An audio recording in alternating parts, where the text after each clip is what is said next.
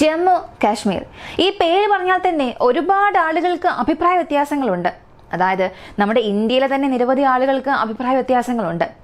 ജമ്മു കാശ്മീരിനെ സംബന്ധിച്ചിടത്തോളം അത് ഇന്ത്യയുമായി കൂടുതൽ അടുപ്പമുള്ള ഭാഗമാണെന്നതിൽ യാതൊരു മാറ്റവുമില്ല എന്ന് ഇന്ത്യൻ ഗവൺമെന്റ് പല സമയങ്ങളിലും ലോക നാടുകൾക്ക് പറഞ്ഞു കൊടുത്തിട്ടുണ്ട്. ഞങ്ങളുടെ ആഭ്യന്തര കാര്യങ്ങളിൽ നിങ്ങൾ ഇടപെടേണ്ട കാര്യമില്ല എന്ന് ഇന്ത്യൻ സർക്കാർ പല രാജ്യങ്ങൾക്കും മുഖത്തടിക്കുന്നത് പോലുള്ള മറുപടി നൽകിയിട്ടുണ്ട്.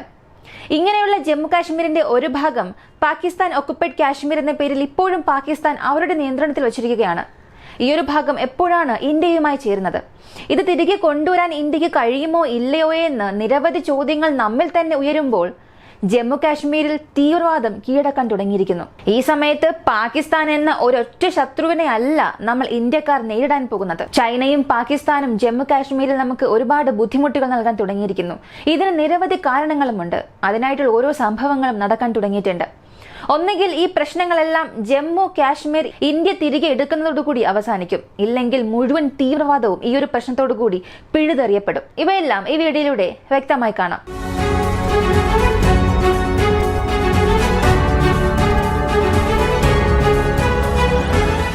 ആദ്യം ഇന്തോ പാകിസ്ഥാൻ വാർ. 1947 ഇന്ത്യ അല്പമൊന്ന് മയങ്ങുന്ന സമയത്ത് പാകിസ്ഥാൻ നടത്തിയ ഭീരുത്വമായ പ്രവൃത്തി. ഇന്ത്യയുമായി നേരിട്ട് പൊരുതാൻ ഭയപ്പെട്ട് അവിടെയുള്ള ഗോത്രവർഗ്ഗങ്ങൾ വഴി കാശ്മീർ കീഴടക്കാനാണ് പാകിസ്ഥാൻ ശ്രമിച്ചത്. ആ നീക്കം അംഗീകരിക്കാൻ ഇന്ത്യൻ രാഷ്ട്രീയക്കാർ തയ്യാറായില്ല.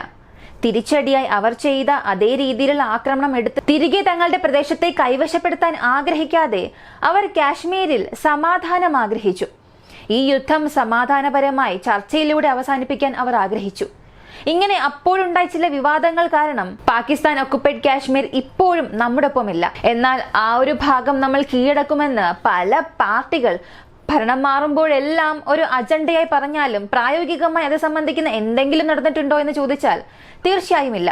മിലിറ്ററി വൈസ് LOCയിൽ പാകിസ്ഥാൻ ഒക്കുപ്പൈഡ് കാശ്മീർ പിടിച്ചെടുക്കാൻ ഇന്നുവരെയും യാതൊരു തുടക്കവും ഇന്ത്യൻ ഗവൺമെന്റിന്റെ ഭാഗത്ത് നടന്നിട്ടില്ല. മാറി മാറി പ്രവർത്തിക്കുന്ന രാഷ്ട്രീയ പ്രവർത്തകർ ഒന്നും തന്നെ ചെയ്തിട്ടില്ല. ഇതാണ് സത്യം. കാശ്മീർ തിരികെ എടുക്കുന്നതിൽ യാതൊരു പുരോഗതിയും ഉണ്ടായിട്ടില്ല. അപ്പോ പാക് അധീന കാശ്മീരിൽ എന്താണ് ഇപ്പോൾ സംഭവിക്കുന്നത്? പാകിസ്ഥാൻ ഒക്കുപ്പൈഡ് കാശ്മീരിലെ ജനങ്ങൾ അവിടെ തന്നെ തുടർന്ന് ജീവിക്കാൻ ആഗ്രഹിക്കുന്നുണ്ടോ എന്ന് ചോദിച്ചാൽ ഇത് നമുക്ക് വിശദമായി ചർച്ച ചെയ്യാം. അതിനു മുൻപ് ചൈനയും പാകിസ്ഥാനും ചേർന്ന് എന്തൊക്കെ പ്രശ്നങ്ങൾ ഇന്ത്യക്ക് നൽകുന്നു എന്ന് നോക്കാം. 2021 ജനുവരി മുതൽ 2024 ജൂൺ വരെ നോക്കിയാൽ 11 ഭീകരാക്രമണങ്ങൾ മാത്രമാണ് കാശ്മീരിൽ നടന്നത്. എന്നാൽ 2024 ജൂൺ 1 മുതൽ 11 വരെ മാത്രം 6 ഭീകരാക്രമണങ്ങൾ നടന്നു. കാശ്മീരിലെ തീർത്ഥാടന കേന്ദ്രങ്ങൾക്ക് നേരെയായിരുന്നു ആക്രമണങ്ങളിൽ ഒന്ന്. അതിൽ ഒരുപാട് പേർ മരിച്ചു. ഇങ്ങനെ ഈ ആക്രമണങ്ങൾ പെട്ടെന്ന് അധികമാകാൻ കാരണം എന്ത് എന്ന് തിരയുമ്പോഴാണ് ഇന്ത്യയുടെ രഹസ്യ അന്വേഷണ ഏജൻസിയും കാശ്മീരിലെ ലോക്കൽ ഗാർഡ്സും ഒരു കാര്യം കണ്ടെത്തി. കാശ്മീരിലെ ഭീകരാക്രമണങ്ങൾക്ക് കാരണം ലോഞ്ച് പാഡ്സ് ആണെന്ന് കണ്ടെത്തി. ഈ ലോഞ്ച് പാഡ്സ് അല്ലെങ്കിൽ ഹോട്ട് പോയിന്റ്സ് എന്നതിനെ പറയും. ഈ ഹോട്ട് പോയിന്റ്സ് LOCയുമായി ബന്ധിപ്പിച്ചിരിക്കുന്ന പാകിസ്ഥാൻ ഭാഗങ്ങളിൽ നിന്നാണ് ഇത്രയും ദിവസം ആക്ടിവേറ്റ് ആയത്. ഏകദേശം 20 കിലോമീറ്ററിനുള്ളിൽ 40 മുതൽ 50 ലോഞ്ച് പാഡ്സ് കാണാം. എന്നാൽ ഇപ്പോഴുണ്ടായ ആക്രമണങ്ങൾ LOCയുടെ ഭാഗത്തു നിന്നും ഉണ്ടായതല്ല. അതായത് പാകിസ്ഥാൻ ഭാഗത്തു നിന്നും ഈ ആക്രമണങ്ങൾ നടത്തിയിട്ടില്ല. അങ്ങനെയാണെങ്കിൽ തീവ്രവാദികൾ എവിടെ നിന്ന് വരുന്നു എന്ന് നോക്കിയാൽ കരക്കോരം ഹൈവേ എന്ന പാകിസ്ഥാനിൽ നിന്നും ചൈനയിലേക്ക് പോകുന്ന ഒരു ഹൈവേ പ്രോജക്റ്റ് ഉണ്ട്. കരക്കോരം ഹൈവേ എന്ന പാകിസ്ഥാനിൽ നിന്നും ചൈനയിലേക്ക് പോകുന്ന ഒരു ഹൈവേ പ്രോജക്റ്റ് ചൈന നിർമ്മിക്കുന്നുണ്ട്. ആ ഹൈവേ പ്രവർത്തനത്തിലുമാണ്. 1963 ഷക്സം മേഖലയുടെ നിയന്ത്രണം ചൈന പാകിസ്ഥാൻ നൽകി. അതുവഴിയാണ് ഈ കരക്കോരം ഹൈവേ പാസ്സാകുന്നത്. പാകിസ്ഥാന്റെ പഞ്ചാബിൽ നിന്ന് ചൈന ബോർഡർ എത്തുന്നതുവരെയും ഈ ഹൈവേ N35 അല്ലെങ്കിൽ കരക്കോരം ഹൈവേ എന്നറിയപ്പെടും. ചൈനയുടെ അതിർത്തിക്കുള്ളിൽ പ്രവേശിച്ചതിന് ശേഷം ചൈനയുടെ ഹൈവേ 314 എന്നാണ് അറിയപ്പെടുന്നത്. ഇത് വളരെ പ്രധാനപ്പെട്ട ഒരു ഹൈവേ ആണ്. പാകിസ്ഥാനിൽ ചൈനയുടെ സ്വാധീനത്തിനുള്ള പ്രധാനപ്പെട്ട ഹൈവേ. ഇത് പാകിസ്ഥാനിൽ നിന്നും ചൈനയിലേക്ക് ആകെ ദൂരം 1300 കിലോമീറ്റർ ആണ്. ഈ അധിനിവേശ പ്രദേശത്ത് ഈ പദ്ധതിക്കായി 100 കണക്കിന് തുരങ്കങ്ങൾ നിർമ്മിച്ചു. ഇതിൽ ചിലത് മാത്രമാണ് ഉപയോഗത്തിലുള്ളത്. ഈ തുരങ്കങ്ങളിലൂടെയും രഹസ്യ തുരങ്കങ്ങളിലൂടെയും പാകിസ്ഥാനിൽ നിന്നും ഇന്ത്യയിലേക്ക് ആക്രമണകാരികൾ നുഴഞ്ഞു കയറുന്നതായി പല സ്രോതസ്സുകൾ പറയുന്നുണ്ട്. ഇതിൽ ചൈനയുടെ സഹായം പാകിസ്ഥാന് വളരെ കൂടുതലുണ്ട്. ചൈനയുടെ വാക്ക് കേട്ടാണ് ഇപ്പോൾ തീവ്രവാദികൾ ഇത്രത്തോളം ഇന്ത്യക്കുള്ളിലേക്ക് കയറ്റിയെന്ന് ആരോപണം നടക്കുന്നുണ്ട്. ഇത് സാധാരണ ഒരു ആരോപണമല്ല. ഇതിന് തെളിവുകളും നൽകുന്നുണ്ട്. 3 പ്രധാനപ്പെട്ട തെളിവുകൾ കാണിക്കുന്നുണ്ട്. ഒന്നാമത്തേത് അവരുടെ തന്ത്രങ്ങൾ മാറിയിട്ടുണ്ട്. രണ്ടാമത്തേത് അവരുടെ ആയുധങ്ങൾ മാറിയിട്ടുണ്ട്. മൂന്നാമത്തേത് അവർ ആക്രമണം ചെയ്യുന്ന സമയം, ആക്രമണങ്ങളുടെ ദിശ ഇവയെല്ലാം മാറിയിട്ടുണ്ട്. ഒന്നാമത്തെ കാര്യം, അവരുടെ തന്ത്രങ്ങൾ മാറിയതിനെ കുറിച്ച് നോക്കുമ്പോൾ ഈ തുരങ്കത്തിലൂടെയും രഹസ്യ തുരങ്കങ്ങളിലൂടെയും പാകിസ്ഥാനിൽ നിന്നും ഭീകരർ ഇന്ത്യയിലേക്ക് നുഴഞ്ഞു കയറി എന്ന് ഞാൻ പറഞ്ഞു. ചില സ്ഥലങ്ങളിൽ ഇന്ത്യയുടെ പ്രദേശം മലയ്ക്ക് മുകളിലാണ്, ചില സ്ഥലങ്ങളിൽ ഇന്ത്യയുടെ പ്രദേശം താഴ്വരകളിലാണ്. പർവ്വതങ്ങളിൽ ആക്രമിക്കുന്നതിന് മുൻപ് നുഴഞ്ഞുകയറ്റത്തെക്കുറിച്ച് അവർ വളരെയധികം ചിന്തിക്കുന്നു. മലനിരകൾക്ക് സമീപമുള്ള താഴ്വരകളിലാണ് ആക്രമണം നടത്തുന്നതെങ്കിൽ അവർക്ക് രക്ഷപ്പെടാൻ എളുപ്പമാണ്, തുരങ്കങ്ങളിൽ കയറി ഒളിച്ചിരിക്കാൻ സാധിക്കും. ഇതാണ് മുൻപ് സംഭവിച്ചത്. എന്നാൽ ജൂണിൽ സംഭവിച്ച ആക്രമണത്തിലെ അവരുടെ തന്ത്രങ്ങൾ മുഴുവനായും മാറിയിട്ടുണ്ട്. താഴ്വരകളിൽ നുഴഞ്ഞു കയറുന്നതിന് പകരം മലമുകളിലേക്കാണ് അവർ കയറിയത്. ഇത് പാകിസ്ഥാന്റെ ട്രെയിനിങ്ങിൽ തീർച്ചയായും സാധ്യമല്ല. ചൈനയുടെ സഹായത്തോടു കൂടിയാണ് ഈ ഒരു മാറ്റം സംഭവിച്ചതെന്ന് പറയുന്നു.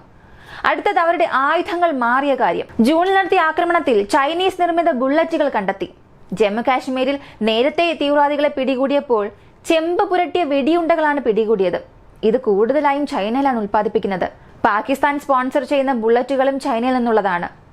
ഇപ്പോൾ ഔദ്യോഗികമായി ഒരു കാര്യം ഉറപ്പായി, ഈ ബുള്ളറ്റുകളെല്ലാം ചൈനയാണ് നിർമ്മിച്ചത്. മൂന്നാമത്തെ കാര്യം, ആക്രമണത്തിന് ശേഷം അവർ പാക് അധീന കാശ്മീരിലേക്ക് പോകുന്നില്ല, പകരം അവർ വടക്കോട്ട് നീങ്ങുന്നു. ഇത് ഹൈവേയുമായി ബന്ധിപ്പിച്ചിരിക്കുന്ന സ്ഥലമാണ്. ഈ 3 കാര്യങ്ങൾ നോക്കുമ്പോൾ അവർക്ക് പാകിസ്ഥാന്റെ സഹായം മാത്രമല്ല ലഭിച്ചത്, ചൈനയുടെ സഹായം കൂടുതലായും വർദ്ധിച്ചിട്ടുണ്ട്. അതുകൊണ്ടാണ് ജമ്മു കാശ്മീരിൽ ഇത്രയേറെ ആക്രമണങ്ങൾ നടക്കുന്നത്. ഈ മേഖലയെ അസ്ഥിരമാക്കുന്നതിലൂടെ ചൈനയ്ക്ക് എന്ത് നേട്ടമാണ് സംഭവിക്കാൻ പോകുന്നത്? പാക് അധീന കാശ്മീരിൽ പ്രശ്നങ്ങൾ വർദ്ധിപ്പിക്കുന്നത് കൊണ്ട് ചൈനയ്ക്ക് എന്ത് നേട്ടമാണെന്ന് നോക്കിയാൽ, ചൈനയുടെ ബെൽറ്റ് ആൻഡ് റോഡ് ഇനിഷ്യേറ്റീവ് ആയാലും അല്ലെങ്കിൽ പാകിസ്ഥാനെ ലാൻഡ് വഴി ആക്സസ് ചെയ്ത് ചൈന പാകിസ്ഥാൻ എക്കണോമിക് കോറിഡോർ മികച്ച രീതിയിൽ കൊണ്ടുപോകുന്നതിനായാലും ഇവയ്ക്കെല്ലാം ഉപയോഗിക്കുന്ന വളരെ പ്രധാനപ്പെട്ട കാര്യങ്ങൾ പാകിസ്ഥാൻ ഒക്കുപൈഡ് കാശ്മീരിലാണ് ഉള്ളത്. ഇതിൽ ആദ്യത്തെ കാര്യം, പാകിസ്ഥാൻ ഒക്കുപൈഡ് കാശ്മീർ ഇല്ലെങ്കിൽ ചൈന പാകിസ്ഥാൻ എക്കണോമിക് കോറിഡോർ എന്നത് ഒരു സ്വപ്നമായി അവശേഷിക്കും. ചൈനയ്ക്ക് കോടിക്കണക്കിന് ഡോളർ നഷ്ടമാകും. ഇതാണ് ആദ്യത്തെ കാര്യം. 2, ഇന്ത്യയുടെ വിദേശ നയം. കഴിഞ്ഞ തിരഞ്ഞെടുപ്പിന് ശേഷം ഇതിന് വലിയ മാറ്റമുണ്ടായി. തായ്വാനിൽ നമ്മൾ ഇനിയും പ്രശ്നം തുടങ്ങിയാൽ തീർച്ചയായും ഇന്ത്യക്കാർ നമുക്ക് പ്രശ്നങ്ങൾ തന്നുകൊണ്ടിരിക്കും. ഇന്ത്യക്കും ചൈനയ്ക്കും ഇടയിൽ ഇതിനകം തന്നെ നിരവധി പ്രശ്നങ്ങളുണ്ട്. ഇന്ത്യ ഇവിടെ ഒരു പ്രശ്നം ആരംഭിക്കാതിരിക്കണമെന്നുണ്ടെങ്കിൽ ഇന്ത്യയെ വഴിതിരിക്കണം, അല്ലെങ്കിൽ ഇന്ത്യയെ ബിസിയാക്കണം.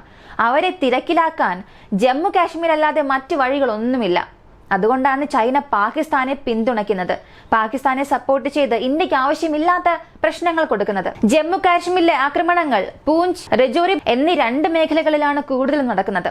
ഇതവർക്കൊരു ലക്ഷ്യസ്ഥാനമായി മാറിയിരിക്കുന്നു. ചൈനയുടെ വാക്കുകേട്ട് പാകിസ്ഥാൻ ഇത്രയൊക്കെ ചെയ്യുന്നുണ്ട്.